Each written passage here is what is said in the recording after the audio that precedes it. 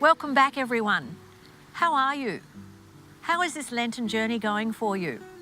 Now, last night's homework. Did you do some research on a particular saint? What do you know about them? I'm going to quiz you. The thing about saints is they all provide a fine example of how we should live.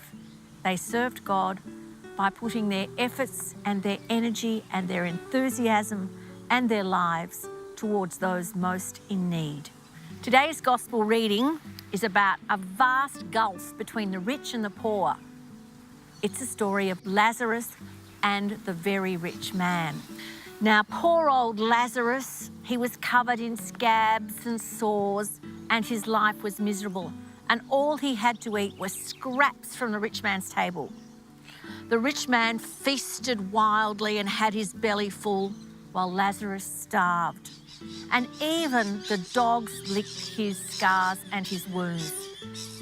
Now, Lazarus died, and he was taken to heaven with the angels. The rich man also died, and he went straight to hell. Now, the rich man couldn't understand why he was in hell, because he didn't think it was fair.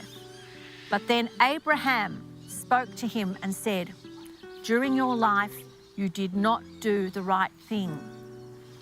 Rich man, you didn't listen to Moses and the prophets, but Lazarus needed help and you ignored him."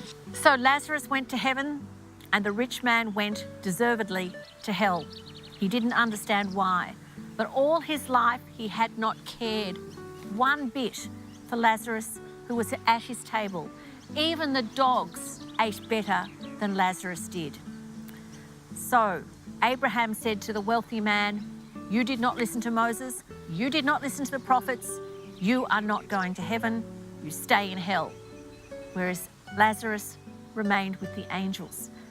This is Jesus' message to us about the wide gulf between the rich and the poor. In our world, we know there are many poor, and we know that there are some very wealthy people. Those wealthy people, some of them share their good fortune, but many of them don't. And when we think of people like Lazarus, we need to expand our idea. The Lazarus people are those who are not at the feasting table. They are migrant workers, the sick, the unemployed, refugees, those who don't have a vote or a say, those who are disabled, those on the fringes, those who may be mentally ill. There are many Lazaruses in our world, and as disciples, it is our job to look after them, to bridge that gulf between what we have and what they do not have, so that we can make their lives better. So, your challenge is to pray for the refugees. We have a great, big, beautiful, wide world that we should share with others. We should not be like the wealthy man and keep it all to ourselves. We should share it so that we all enjoy the blessings and bounty of this beautiful earth. Pray for those who seek shelter and safety on distant shores.